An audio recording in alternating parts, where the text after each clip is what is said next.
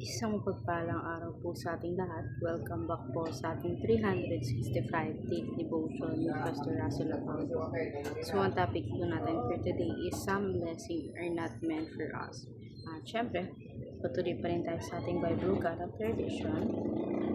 So, ang Bible readings natin ay magkikita natin sa 2 Samuel chapter 7 verse 12 to 16. Ang sabi dito, "When your days are fulfilled and you lie down with your father, he will raise up your offspring after you, who shall come from your blood, and I will establish his kingdom. He shall build a house for my name, and I will establish the throne of his kingdom forever. I will be to father him, and he shall be me a son.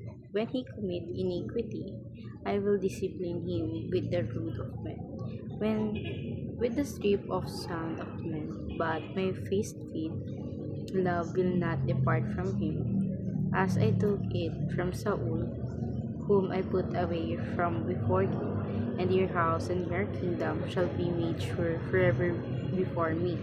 Your throne shall be established forever."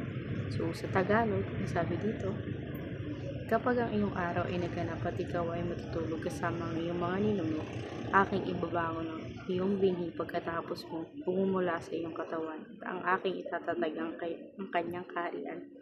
Siya'y magtatayo ng bahay para sa aking pangalan, at sa itatatag ang trono ang kanyang kaharian magpakailanman. Ako'y magiging kanyang ama at magiging aking anak.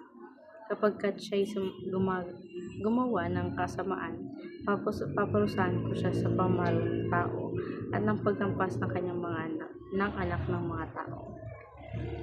So, ngayon po, share ko po yung mga natutunan ko sa naging topic natin for today.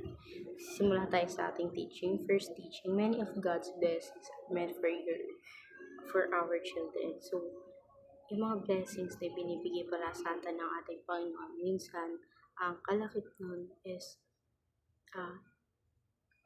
para din sa magiging anak natin o sa mga anak natin.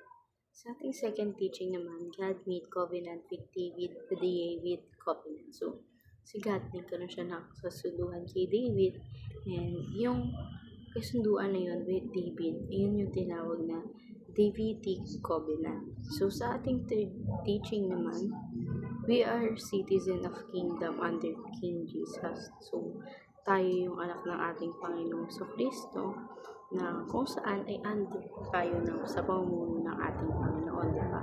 So, dadako tayo sa ating application. First application, pray for God's blessing upon our children and the next generation. So, manalangin tayo palagi para sa blessings ng ating Panginoong Kristo, and ipagdasal natin na yung success or yung blessings na yun is malaganap hanggang sa ating susunod mga anak, and syempre yung generation nito.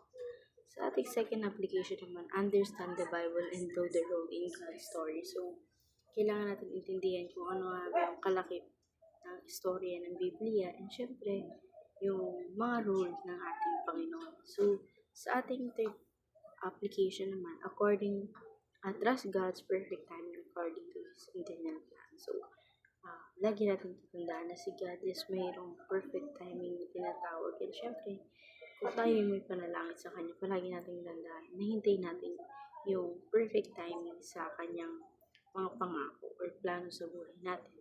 So, dadako tayo sa ating last part, which is in discussion.